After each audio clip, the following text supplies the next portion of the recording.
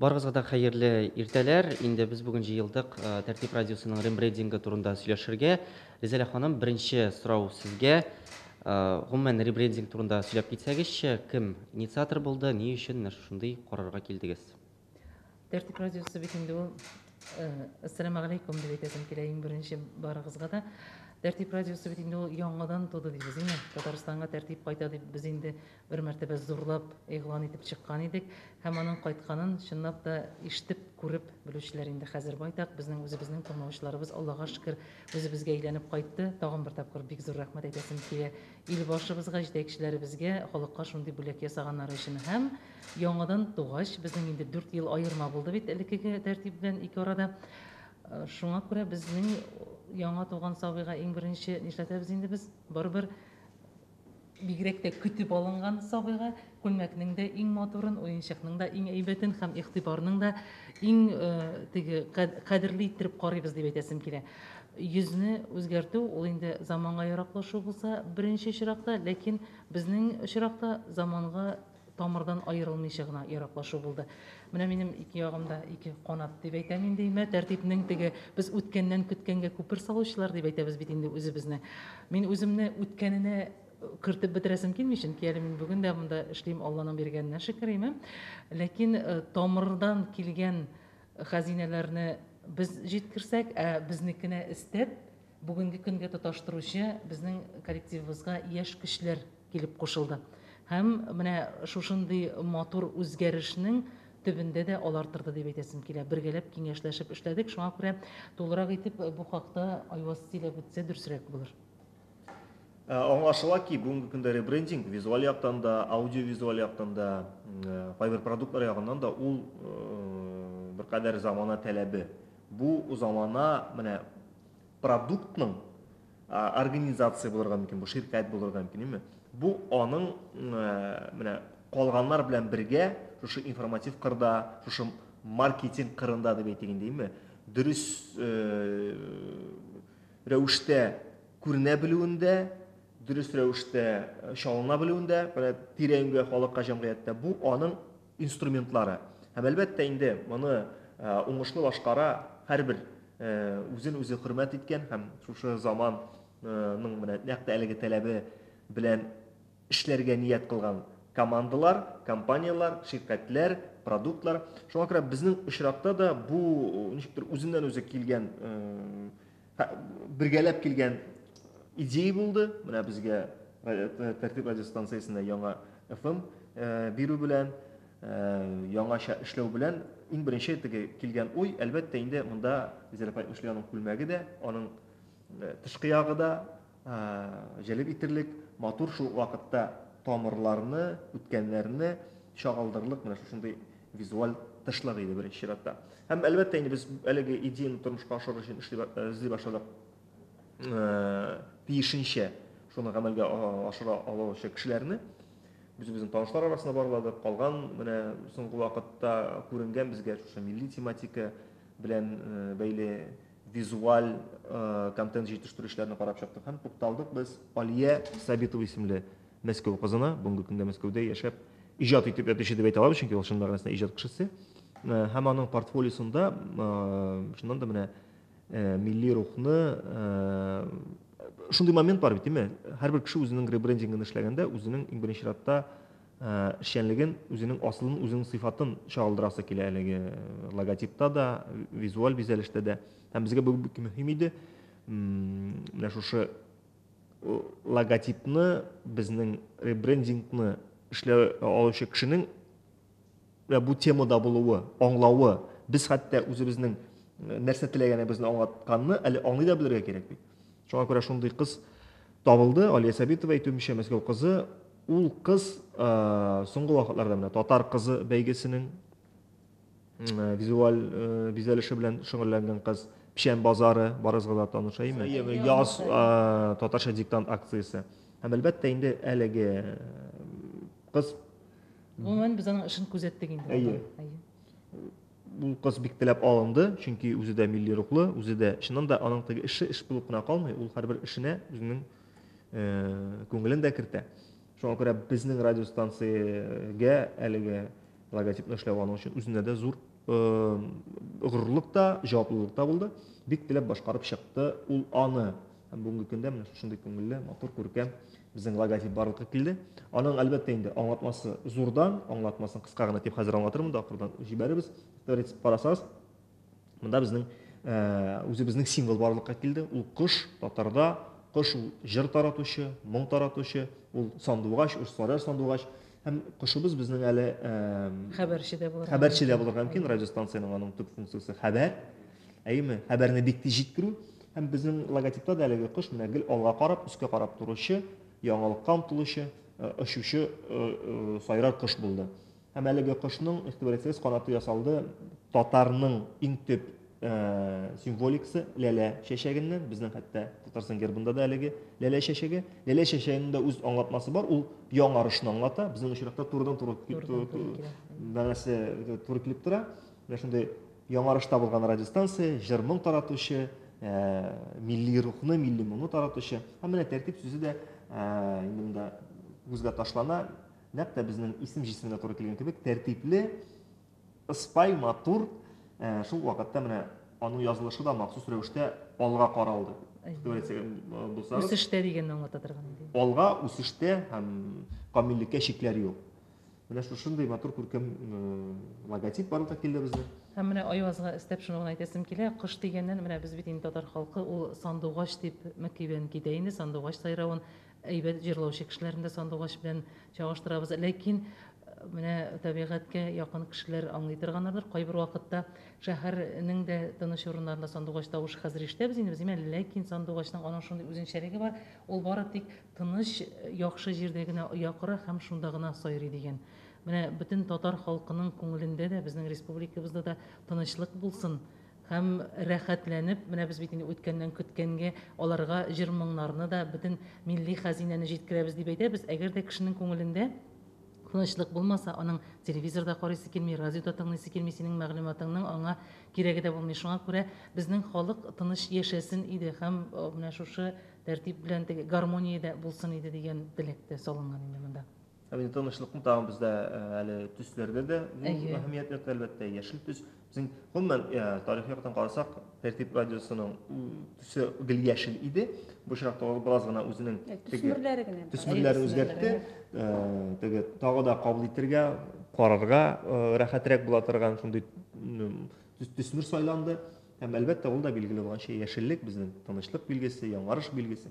Шуңа күрә менә шушы исеме җисеменә туры килә торган логотип барлыкка килде безнең. Әлбәттә логотип булып кына калмады, аның үзенең теге дәвамы буларак бар төрле визуаль күренешләре, менә игътибар итсәгез, аның махсус паттерн дип атала инде ул. Шул ук безнең кош белән миллилекне чагылдыручы шундый үзенең бизәге бар, бу шулай ук авторский бизәк. Әлеге бизәкнең үзебезнең барлык теге визуаль бизәлештә кулланачакбыз һәм кулланыла килә. Шушы Ул хәтта менә бу пакет үрнәгендә күрсәтелгән, менә бу бүләк итә торган. Аның ак дигән өлешендә дә безнең теге менә буш якынрак килеп карасаң, ак кына кебек бит инде бу. Якын карасаң, аның үзәгендә шушы миллилек, шушы рух ята. Аның менә матур иттереп ак белән дип әйтик инде, ясалган милли бизәкләре бар. Бу безнең тәртипнең эчтәлеге, һәрбер ясалган менә шушы әйберләрдә дә чагыла дигән сүз инде. Безнең теләк. Сез логотип турында сөйләп киттегез. Логотиптан тыш тагын үзгәрешләр булачакмы? Әйтәбез бит инде русча кричалкалар дип радиода име? Ул яңа упаковка көтеләме шундый үзгәрешләр тагын? Әлбәттә. Безнең андый үзгәреш инде ясалды дисәң дә була. Булай дип әйтик башта, хәзер Айсулга кадәр логотип ул менә шушы ребрендингның символы гына аңларга кирәк. Ребрендинг ул логотип белән генә билгеләнми. Менә ул визуаль яктан булган кебек, аның әле бар зур контентлы һәм теге технологик яңарышлары. Һәм алар турында хәзер бәйнә-бәйнә сөйләп китербез. Айсул мөмкин булса. Ребрендинг дигәндә теге без монда теге тигез перезагрузка дисәң дә була. Монда теге бөтен тышкы, эчке ягы һәм менә шушы аудио безнең бизәлештә инде урын ала. Монда инде без бик җитди карадык әлеге мәсьәләгә. Һәм инде шушы безнең яңгыраш, эфирда яңгыраш, үзебезнең яңгыраш безгә хас, бар тик тәртипкә генә хас булган һәм аны ишетүгә тәртип яңгыравын аңлатучы бизәлеш булуын күрсәтү өчен махсус гимн да яздырдык һәм бу эшкә алынды безнең талантлы композиторыбыз. Хәзер инде Татарстанның атказанган сәнгать эшлеклесе Илмир Низамов бергә хезмәттәшлек итеп ясалды. Бик матур, яңгырашлы гимн. Әле аның ала бирсә сүзләр дә булачак. Без инде үтләнәбез якын киләчәктә. Һәм инде шушы гимн нигезендә барлыкка килде безнең инде джинглларыбыз да. Шулай бит инде менә Аудио упаковка дип аудио әйтәбез. упаковка радио телендә шулай дип атала инде. Аудио ул. бизәлеш дип әйтик. Бизәлеш дип әйтик инде, тыңлаучыларга аңлаешлы булсын өчен. Һәм бу бизәлешне дә безнең тыңлаучыларыбыз инде кабул итеп, яңгыраган сайын ялгыш кына эләксәләр дә тәртип бит бу дип аңлаешлы шундый таный торган, үзебезгә хас безнең эчтәлекне ачып бирә торган көй язды. Илмир, бик зур рәхмәт инде аңа. Чыннан да бик җитди карап, бер-беребез белән аралашып, менә шушы музыканы тудырды. Чын мәгънәсендә. Бу очрак Менә Айваз бит безнең дизайнер кыз турында, Алия турында сөйләшеп үтте. Аның белән сөйләшкән вакытта да һәм Илмир белән сөйләшкән вакытта да без иң беренче уртага салып, теге техник задание дип әйтәләр бит әле, андый менә син булай тиеш дип язу күрсәтеп сөйләшмәдек. Кешенең, менә Алиянең дә без башта эшен күзәттек име, Илмирның да ул кешенең безгә ниндидер хезмәт күрсәтә торган кешенең име, булыша торган, ярдәм итә торган тәртипне үстерергә, күңеле дә безнең белән тәңгәл килергә тиеш. Безнең өчен ул бик мөһим әйбер. Менә Илмир белән сөйләшә башлаганда да иң беренче шундый сүз булды. Резеля апа, ниндирәк әйбер кирәк ди. Менә тәртип нинди? Без нинди? Син нинди? Эшеңнән менә шул әйбер чыгарга тиеш. Чын ярату белән халыкты күңелдән чыкканга күңелгә җитә дип әйтәләр бит. Шундый әйбер булырга тиеш дип. Илмир белән эшләгәндә менә Айваз дәвам итәр. Хәзер мин әйтеп китәм. Бик теге тиз эшләдек дип әйтә алмыйм мин аны. Чөнки Илмир бит инде ул талантлы шәхес, аңа теге сораучылар да аңа заказ дип әйтмик инде. Эше күп инде аның, болай да. Тәртип ул аерым бер вакыт сорый торган нәрсә. Ул нинди генә уен кораллары кулланмады. Һәрбер яздырганын безгә җибәреп бара-бара бик матур, менә бер тыңлашта рәхәт итеп истә кала торган көй тудырды ул безгә. Әле радио тыңлаучылар да аны без яраткан кебек яратып кабул итәрләр һәм тәртипне бер нотадан таный торган булырлар дим. Менә эш барышы турында Айваз син дә әйтеп китәлез, чөнки тыгызрак элемтәдә эшләдегез. Әйе, менә Резеля апа минем теге фикерне әйтеп бетерде, беренче фикерне. Илмирның кандидатурасы, Илмирның гомумән теге безгә шушы гимнны, шушы аудио бизәлешне язарга алынуы һәм без аңа ышанып тапшыру ул очраклы гына түгел. Сәбәпләрен аңлатты Резеля апа. Шуны гына әйтәсе килә, безнең хәтта менә шушы аудио бизәлеш ул күп менә хәзер бит Илмирның шуннан да мәгълүматы кырда да бик нык яңгыраган вакытта име, менә үзгәреш җирләре белән Алтын Казан белән дип әйтик инде, яңа исемнәр бирделәр. Без кара Илмир безнең популярлашты иде, аның популярлыгыннан кулланып калык дип килгән мисал түгел. Киресенчә без аны инде бик күп алдан эшли башлаган идек. Хәтта безгә ул язып биреп, biz инде тыңлап, biz инде шушы гимнны кабул иткәннән соң, күпмер вакыттан соң аңа менә шушы исем бирелде. Аның исеме тагы бер кат балкыды. Шуңа күрә ничектер менә шулай туры килде. Аның иҗатының иң теге кайнаган үскән ноктасында безгә дә җимешенең яхшысы эләкте дип әйтик инде, димме? Резеля апаның фикерен дәвам итеп, шуны әйтәсе килә, аның теге озаклап туу илһам белән дә бәйле. Ул ничектер теге менә язарга кирәк дип кенә язылган әйбер булмады. Илмир үз вакытын без аны ашыктыра идек инде, әлбәттә безгә кирәк, безгә хәзер күрсәтергә кирәк. Ашыктырга ярамаганын белсәк тә, иҗатчысы ләкин кирәк. Ләкин ул инде сез бит мине аңлыйсыз, мин сезгә тиз генә язып бирә алмыйм, мин көтәм илһамның килгәнен, нәкъ теге сезгә яраклы, сез менә мин ничек тоям тәртипне, шулай шундый көй тусын өчен үз вакытын көтәм диде, күрәсең чыннан да үз вакытта туды. Ул безгә әлеге көйне язып бирде. Һәм чыннан да эш барышында бик күп музыкантлар үз талантларын керттеләр, чөнки ул чын мәгънәсендә инструменталь әсәр.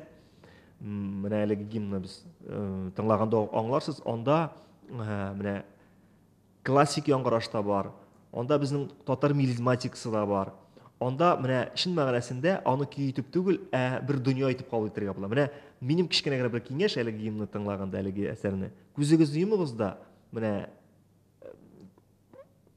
үзегез иң теге көйгә ияреп, нинди ассоциациялар, нинди күренешләр килә, менә шуларны күзәтеп утырыгыз. Чөнки чыннан да әлеге көйне тыңлаганда, менә кемгәдер бала чагы искә төшергән мөмкин, кемгәдер туган авылы, кемгәдер менә кем нәрсә ярата, кемгәдер татар театрлары күз алдына килергә мөмкин. Менә минем бер әсәрне тыңлаганда да берничә визуализация барлыкка килә теге күз алдында.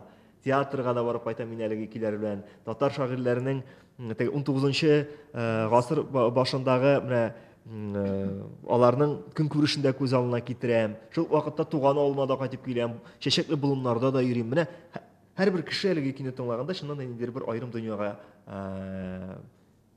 килә, күз алдына китерә һәм Без аны үзебездә күз йомып тыңладык. Башта былай гына тыңладык. Безнең менә теге тәртип 5 дип әйтәбез инде. Безнең әле икеләйләбез бар. Программа мөхәррире һәм музыка мөхәррире. Без менә шушы 5 кеше күз йомып тыңларга кирәк дигән аңладык. Беренче тыңлаганда аңламыйсың кебек. Күз йомып тыңласаң, аның эчендә инде сүзсез дә аңлатып була торган милли рух яши. Ул һәркемнең үзенчә формалаша һәм үзе күз алдына китерә. Бу чыннан да бик сөйкәле көчле музыка булды безнең. Демәк, сез бит инде әлеге гимн белән иртәнге яктан тәртип радиосы тапшыруларын башлап җибәргән идегез. Сез кайта шулай була бит инде, әйме? Әлегә безнең гимн буларак ул тулысынча теге иртәнге Тулы яктан вариантында. яңрамый, тулы вариантында яңрамый, ләкин ул безнең джингллар дип әйтәбез инде, әйме? Җырлар арасында куелып, инде халыкның күңеленә без аны әкрен генә сеңдерә башладык, әйе. Ләкин гимн буларак, әлбәттә инде менә хәзер без аны тулысынча тәкъдим иткәннән соң, аның үз вакыты булачак, ул көндезге сәгатьме, ул иртәнге чак. Ул гимн буларак аның әлбәттә яңгырашы эфирдан тышта, үзебезнең чаралар вакытында, үзебезнең концерт чаралары вакытында ул безнең шундый теге билгебез булачак, менә логотип визуаль билге булган кебек бу шундый яңгырашлы билге. Һәрбер безнең хәерле эшебез менә шушы гимн белән башланачагында берсе. Ул үз урынын һичшиксез табачак инде. Безнең әлегә иртәнге сәгать 6-да Хайдар Абайбегичевның җыры белән теге кая гына китсәм дә Татарстанны сагынып кайтам дигән җыр бар. Безнең гимнга инде ул туры килә шулай ук.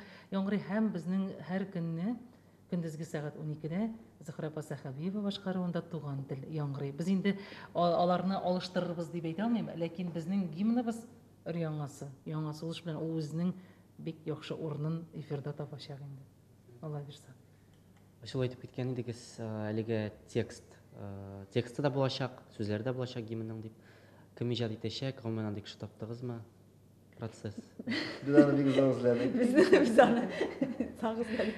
Әлегә әйтми торабыз инде. Язылганнан соң әйтәбез. Ләкин бер теге әлеге кешегә дә безнең таләп дип әйтмибез инде, әлеге кешенең шундый тәртипне белүе, Шарт, тәртипне аңлавы, зур шарт булды безнең өчен. тәртипне эштән, Белүе. тарихын да, киләчәген дә, бүгенгесен дә яхшы белгән кеше иң яхшы кеше булырга тиеш дип таптыгыз. Бу теге берәүләргә табышмак биргән шикелле булды инде бу. 2-2-4 ничә була дип. Ләкин без аны хәбәр итәчәк, Ай, без бу гимн махсус әзер булганнан соң, алдан әйтә торган гадәт юк инде шуңа күрә. Гомумән менә шушы ребрендинг белән тәртип радиосы тапшыруларының эчтәлеге үзгәрмәячәкме? Яңа тапшырулар бәлки барлыкка килер. Бер фикер әйтеп алыйм. Менә бу ребрендинг булганда да безнең иң теге зур вазиф, иң зур җаваплылык безнең шунда иде. Ул тәртипнең эчтәлегендә, тәртипнең асылында, тәртипнең тарихында үзгәртмәскә тиеш иде. Ул киресенчә менә шушы тәртипне тагы да киңрәк аудиторияга теге җәлеп итәр өчен, танытыр өчен, тәртип белән бәлки бүгенге көнгә кадәр читтән генә ишетеп белгән кешене җәлеп итер өчен эшләнде. Бер үк аның эчтәлегенә, аның тамырына нидер зыян салырга тиеш әйбер түгел иде. Кыбласына тугры калды. Әйе. Ребрендинг. Ул аны бизәп җибәрер өчен генә эшләнде. Һәм шуңа күрә әлбәттә менә эчтәлегенә килгәндә резерв кадәр үз фикерен Әйе, әйтер. тапшыруларга килгәндә безнең инде яңа тапшырулар булачак, ләкин ул безнең форматта булачак инде. Менә безнең калып яңа буын белән ул безнең башланып киткән иде. Хәзер инде тулы көченә дәвам итә тапшыруыбыз, чөнки безнең яшьләрне дә җәлеп итәсе килә. Әйтәм бит инде безнең үткәннән көткәнгә күпер булгачтан без әвәлеге белән генә шикләнеп кала алмыйбыз. Без яшь буынның да теге каймаган дип әйтмим инде, татар теленә мәхәббәт уятып, аларны да үзебезгә тартырга тиешбез. Безнең яңа тапшырулар менә хәзер әле өр-яңа гына шишмә кебек чыгып килә. Ул яңа язылган китаплар хакында Айсылу Галиева безнең аны алып барачак, әле ишетерләр. Һәм без инде яңалык дип әйтәм мин, матбугатка күзәтү башлап җибәрәбез. Чөнки безнең максат теге киләсе елга туган телләр елы билгеләнгән генә түгел, тәртипнең гомумән максаты аның татар халкына хезмәт итү һәм аны булдырылган кадәр өлешен саклап калу, аның рухи хәзинәләрен һәм үстерү. Шуңа күрә татар матбугатына ул үзенә күрә бер ярдәм дә һәм халыкны барыбер без күпме генә онлайн дөньяда яшәсәк тә, без гәҗит журналлардан язма, теге басма матбугаттан башка яши алмыйбыз, шундый күзәтү башлап җибәрдек. Һәм инде мин әйтеп киләм, гел безнең шулай ук булачак татарча белмәгән татарлар өчен дә тапшыру, Алла боерса. Чөнки үзенең телен оныткан, ләкин күңелендә, рухында, эчке дөньясында татарлыгы яшәгән татарлар да карале безнең милләт нинди матур бит, карале безнең милләттә күпме хәзинә бар бит дип кызыгып килә торган итәсе килә, беләсезме? Чөнки милләтне милләт итеп саклар өчен радио, телевидение, гәҗит журналларны ул миссияседер инде. Шуңа күрә без моны эшләргә тиеш, Алла бирсә. Һәм инде әлеге тапшыруларны, булган тапшыруларны, чыгып килүче тапшыруларны, әйме? Бүгенге көндә бер генә тапшыруны да сызып ташларлык түгел. Чөнки менә эфирга чыгарганда да шундый бер менә мин килеп кушылган шундый бер кыенлык, минем өчен кыенлык булды инде ул очрашты, әйме? Тапшырулар базасы бик зур. Хәтта аларның барысында эфирда, менә чөнки ничә ел хезмәт итү нәтиҗәсендә тапшырулар бик күп барлыкка килгән. Бик күп шушы тапшыруларны хәтта эфирга сыйдырып бетергә мөмкин түгел бүгенге көндә. Аның шу кызыгы нидә? Чөнки ул тапшырулар алар актуаль булып кала. Алар үзенең актуаль Алар югалтмыйлар, алар еллар һаман сайын кайчан тыңласаң да, алар һаман үзенең кыйммәте бар, шулай бит. Чөнки була тапшырулар менә көндәлек чыга да, шундук актуальлыгын югалта. Иртәгә инде ул кызык та түгел, аның бер ни мәгълүмати кыйммәте дә юк. Тәртиптә чыгучы тапшыру һәрберсе дә аның үзе бер китап шикелле, менә китап ничек, менә китапмы, җырмы, үзе җыр кебек. Җырны бит һәрвакыт тыңлап, үзе бер тарихлы, үзе бер эчтәлекле. Шуңа күрә ул тапшыруларны без бит инде әле тыңлый алмаучылар өчен тагын бер мөмкинлек тудырдык. Менә шушы кыйммәт дип әйтик, радионың кыйммәтләре була бит инде бу очракта. Аларны тагы да халыкка якынайту өчен без подкастлар, заман теле белән әйткәндә, подкастлар системасын булдырдык. Бу шул ук тапшыруларның язмалары. Халык теләсә кайда, теләсә кайсы үзенә уңайлы вакытта, теләсә кайсы җайланмада тыңлый алырлык тапшырулар, бу подкастлар дип атала. Шуңа бүгенге көндә подкастында битеге менә бөтен тапшырулар, моңа кадәр чыккан тапшыруларның базасы кирде интернетка подкаст форматында. Һәм аларны тыңлаучы үзенә җайлы усул белән тыңлый ала. iPhone аша да, Android системалы телефоннар аша да, компьютер аша да. Кирәк икән шушы программалар белән интернет булмаган урыннарда тыңлар өчен аларны күчереп ала, аннан соң тыңлый ала. Һәм гомумән бүгенге көндә аңларга кирәк, радионың аның бар үзенчәлеге, ул тапшыруны менә вакытында тыңлар өчен шул вакытта кабызырга һәм шул вакытта тыңларга кирәк. Менә подкастларның уңайлылыгы теләсә кайсы тапшыруны, теләсә кайсы чыгарылышны дип әйтик, әйме? Теләсә кайсы елныкын, айныкын, көннекен, сәгатьнекен тыңлап була теге шул ук урында, вакытында. Шуңа күрә һәм инде бу чынында заман таләбе, үзен-үзе хөрмәт иткән радиостанция, тыңлаучысын хөрмәт иткән радиостанция подкастларын шулай итеп саклап инде тапшырырга тиештер тыңлаучысына, чөнки чынында тапшырулар бик популяр.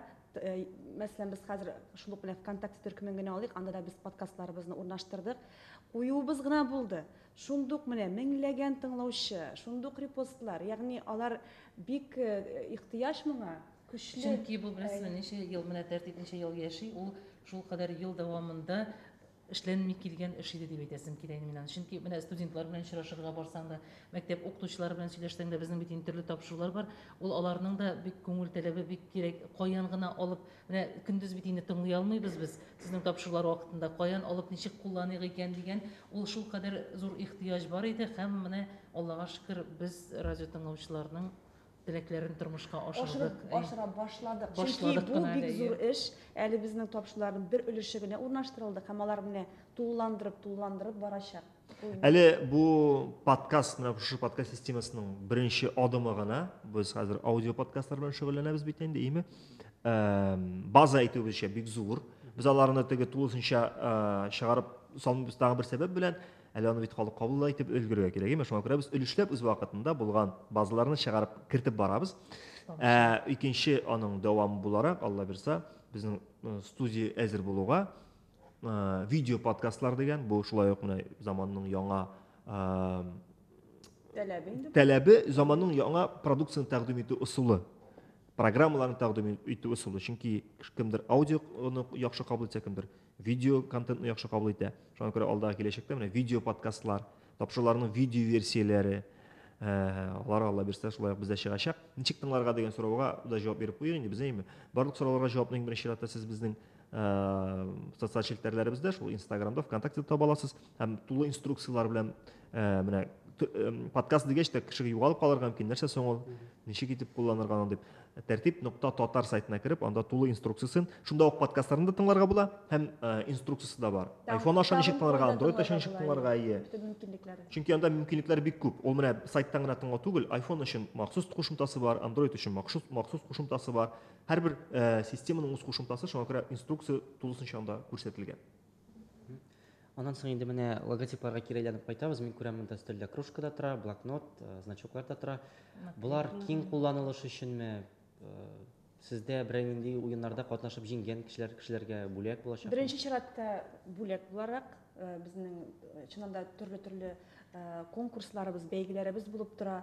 Һәм шушы бәйгеләребездә җиңүчеләр өчен беренче чиратта була инде һәр зур тарату булмас инде ул, ләкин әлегә менә шундый маска хәзерге актуаль.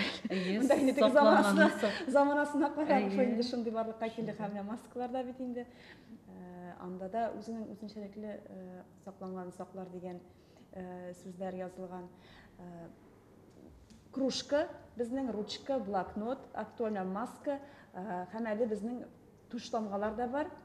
Ике төрле варианттан берсе, туш тамгаларның берсендә тәртип дип язылган, икенчесе инде Безнең кошыбыз аерымда яши. Аерым кош яши ала, ул инде менә безнең инде шунда күреп бу тәртип дигәнне аңлата. Әлеге теге сувенир продукцияның хәзер ансы турында аерым әйттербез, ансы аерым игътибарга ала, әйме? Аңара кирәк бу продукция нәрсә өчен теге безнең тыңлаучыларга һәм ниндидер теге бер шикле күләмдә таратыла дибез. Чөнки шуннан тәртипне яраткан, хөрмәт иткән, тәртипкә якын булган. Ул үзенең теге бәясе буенча түгел, әһәмияте буенча ул кыйммәт әйбер, әйме? Кемдер шуннан да тәртип радиосын хөрмәттә ярата һәм үзендә менә шушындый блокнотны булдырасы киләдер, менә шушы тәртип радиосына хөрмәтен күрсәтер өчен, аның белән якын булыр өчен, үзенең матур фикерләрен шунда төшерер өчен. Һәм әлбәттә инде ул шуның өчен ниндидер үзенең көчен кузганмый конкурсларда катнаша, безнең очрашуларга килә. Ягъни безгә бик мөһим менә шушы без тырышып эшләгән, үзебездә ниндидер көч куйган продукция, сувенир продукция тиешле кешесенә эләксен дип, аның кыйммәте булсын. Чөнки беләбез күп вакытта аның бит продукцияны ясыйлар да күп тиражларда тараталар, төрле бәйрәмнәрдә, теге масса бәйрәмнәрендә, һәм аның шуннан да кадере булмаска мөмкин, каядыр тузанлап ятырга мөмкин. Аның менә иртә белән тәртип радиосы кружкасына чәй эчү, ул беренчедән шушы тәртип радиосына хөрмәте, икенчедән шуннан да ул кадерен беләчәк ул аны. Ниндидер чираттагы кружка яисә үтеп кенә кабул итмәячәк. Туш тамга турында әйтеп узасы килә, шуннан да игътибар итсәгез, ул туш тамга ике вариант ясалды, менә монысы безнең тәртип радиосы ул шуннан да тәртип радиосына тугры булган, тыңлаучы өчен булса, безнең эмблема ул хәтта аерым да яши ала. Ул аерым кош буларак та матур теләсә кайсы вакытта синең киемеңне бизи ала торган туш тамга. Шуңа күрә менә шушы табигый агачтан әле ул. Әйе, агачтан ясалган. Алга табаның төрле модификациялар шулай гына бирсә булыр дип уйлап торабыз. Һәм стикер паклар, шулай төрле телефоннарга һәм калганына ябыштырыр өчен менә шушындый ябыштыра торган наклейкалар да бар безнең. Әйдәгез, Резеля апа, рәхмәт итегез шушы кыйммәтле бүләк турында. Беләсез нәрсә, ул бит инде менә ярар без шушы бүләкләрне әзерлибез, бөтен упаковканы да әзерлибез, Аллага шөкер эшлибез, чөнки безгә әле ышанычны да акларга кирәк. Шул кадәр зур бүләк ясалды дәүләт тарафыннан безгә, име? Шуңа күрә җиң сызганып, без чыннан да бу бүлеккә халык та бездә лаек икәнен расларга тиешбез. Йөзгә кызыллык китәргә тиеш түгелбез үзебезнекенә дә һәм җитәкчелекнекенә дә. Шуңа күрә минем тагын бер тапкыр инде без теге ялагайланып, ниндидер мактанып утыра торган яшьтән узган кеше мин үзем имә. Шуңа күрә чын күңелдән, ихлас йөрәктән минем тагын бер тапкыр үзебезнең президентыбызга рәхмәт әйтәсем килә, Рөстәм Нургалиевичка. Алланың мең рәхмәте яусын аңа безгә шундый бүләк ясаган өчен. Чөнки хәзер урамда менә ышансагыз, ышанмасагыз юк инде име, театрга барасыңмы, урамдамы син, транспорттамы, кемдер килеп кочаклый, кемдер кулыңны кыса, кемдер телефоннан шалтыратып елый-елый рәхмәтен әйтә. Менә ул әйберне теге мин үземә генә кабул итеп, үземдә генә тотырга тиешле әйбер дип санамыйм. Чөнки бу безнең шушы эшне тормышка ашырган җитәкчелеккә булган рәхмәт. Бу халыкның чын күңелдән чыккан рәхмәте. Тәртип радиосын халык радиосы дип тик торганда гына атамаганбыз икән диде минем. Шуңа күрә беренче чиратта президентыбызга рәхмәт әйтәсем килә. Икенче чиратта аның шушы планнарын тормышка ашырган Сафаров Әсхәт Әхмәт улына рәхмәт әйтәсем килә. Һәм безне үз балалары кебек кабул иткән, көтелмәгән дә булган хәл инде бу, яшереп булмый. Татмедиа ширкәтенә Сәлим Гәрәев, Айдар Сәйд Гәрәев урынына җитәкче безгә. Һәм безгә безнең әле бәхет беләсез менә нәрсәдә тагын. Аллаһка шөкер дип әйтәм, субханалла дип әйтергә кирәктер инде. Чөнки булар барысы да милләтебезнең уллары. Безнең чыннан да эчке дөньябызны менә шушы тәртипне аңлый торган кешеләр. Бу бик зур бәхет һәм нәкъ шундый кеше кулына килеп эләктек без. Садыйков Шамил Мөхәммәд улы. Без теге ярты сүздән аңлашып, Аллаһка шөкер бүгенге көнгә кадәр килешеп эшлибез. Шуңа күрә аңа да бик зур рәхмәт әйтәсе килә. Алда да шулай булсын. Һәм әйтим әле менә мөмкинлек булганда име, мин тәртипкә нигез салучыларга да рәхмәт әйтәсем килә. Чөнки тумаган баланы теге тәрбияләп тә үстереп тә булмый.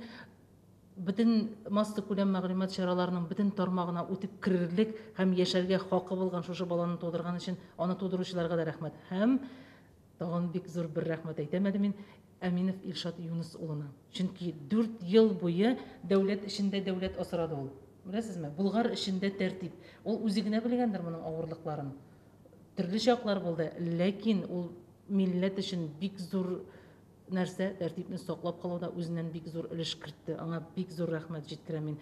Һәм менә шушы рәхмәтне без инде ничек итеп җиткерик икән дип уйлаштык, яңа ел алдыннан. Шуннан менә шушы сувенир продукцияга истеп, минем бит инде Аллаһка шөкер, Аллаһ Тәгалә фикердәш булудай һәм заман белән бергә атлый торган кешеләр бирде яныма.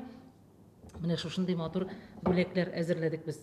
Аны һәрбер үзебез рәхмәтле булган җитәкчеләргә тапшыра алырга язсын. Чөнки җитәкче кешенең бит аның эше бик күп. Аның радио тыңлап утырырга вакыты юк. Ә менә без шушындый бик матур флешка эшенә тәртипне урнаштырдык. Аның бер өлешен.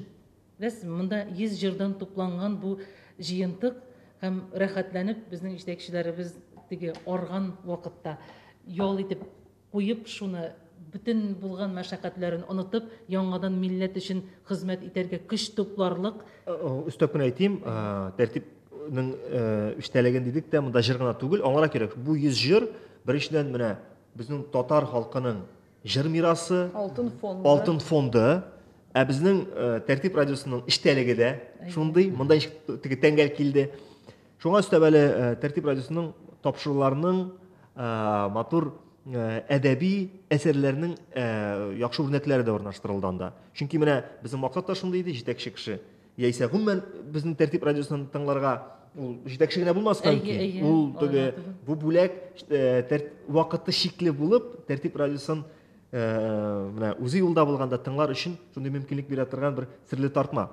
Кабызып җибәрә һәм менә ниндидер шикле вакыт эчендә ул җырын да тыңларга өлгерә. Иң матур тапшыру шигырьләр үрнәкләре менә шуларын тыңлап, ул шундый теге мобиль радиостанцияны тыңлый. Теге шул менә замана таләбе дип тә атарга була әле. Аның эшендә эштәлеге белән буклеты да була инде. Җырның авторлары белән һәм исемлеге белән карап теге ул бит инде радиода күчерә алмыйсың. Мәсәлән, бөтен җырда бөтен кешегә дә ашап бетмәскә мөмкин. Ә монда карыйсың инде күңел халәтеңә туры килгәнен сайлап тыңлау мөмкинлеге булачак. Технологик өлеше ул да булса безнең кушымталар, мобиль кушымталар. Бүгенге көндә менә бүген без бик күп әйткән яңалыкларны bir урында жайлыгына кабул итү усулы һәм безнең белән элемтәгә керү усулы. Ул әлбәттә кушымта. Менә теләсә кем кулында iPhone булдымы, аның Android системалы телефон булдымы, ул бер җирдән теге бөтен мәгълүматны аласы килә име. Шуңа күрә безнең булдырылды үзебезнең мобиль кушымта. Тәртип радиосы дип эзләп, я App Store'дан, я Google Play'дан таба аласыз. Нәрсә бирәсең бу кушымта? Әлбәттә, иң беренче функциясе аның шушы радионы тыңлату, ишеттерү. Икенче функциясе аның безнең белән элемтәдә туру. Безнең һәрбер социаль челтәр, һәрбер сайт аерым эзләп утырмаслар өчен шунда кирип ВКонтакте, Одноклассники, аерым сайт, һәрберсен ул таба ала, Instagram, бөтенесен менә бер урында таба ала. Һәм шуңа өстәп менә әйткән подкастларын да җайлыгына тыңлар өчен, уңайлыгына кабул итер өчен шундый бер универсаль платформа. Шулай ук бүгенге көндә үзен-үзе хөрмәт иткән компаниялар, үзен хөрмәт иткән түгел, тамашачы, тыңлаучы аудитория белән якын мөнәсәбәттә, мөнәсәбәтне тагы да якынайтырга теләгән şirketler, brendlar bunu buldura. Şuna göre biz de elbette daha da yakınları için buldurduk. Rahim etip kullansınlar idi. Hem faydası bulsun. Biz ana bulsun için bile çıkarmıyoruz.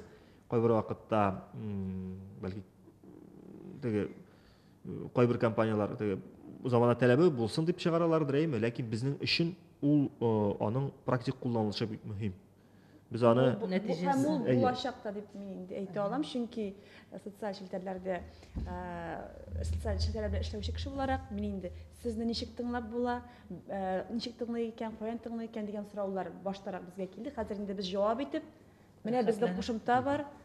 Әлеге кушымтаны йөкләгез үзегезнең смартфоннарыгызга һәм рәхәтләнеп көн дәвамында инде кая гына барсагыз да тыңлый аласыз дигән сүз. Монда бер теге радиоприемникка килеп басып торырга кирәк түгел, махсус үзең белән кая йөрсәң дә инде бу кушымта синең белән.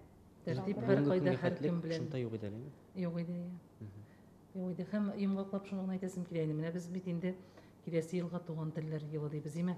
Без менә Алла боерса өр-яңа тәртибебез белән өр-яңа милли матур киемнәребезне киеп, тамырыбызны саклап, әлеге туган тел елына керәбез. Бу безнең өчен кемгәдер мода булган кебек, кемгәдер тиеш өчен генә эшләгән кебек түгел, бу безнең кыйблабыз. Бу безнең өчен бик зур бүләк. Һәм менә туган тел елында эшли торган бик матур комиссияда оешты бит инде безнең. Ул комиссияның да планнары, максатлары белән без таныш инде һәм шундый рәхәт күңелгә безнең күңелдәге максатлар белән ул максатлар тәңгәл килә.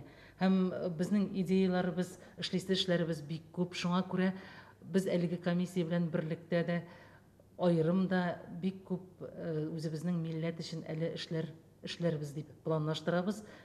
Аллаһ Тәгалә үзе булышсын һәм Алла бирсә әле өр-яңа студияларыбыз әзер булгач, яңа елда әле безнең сезнең белән яңа очрашулар булыр. Инде яңа студиягә бәлки. Яңа студияда бәлки әйе, тәртипле халык югалмый, татар тәртипсез була алмый дип нокта куябыз инде бүгенгә.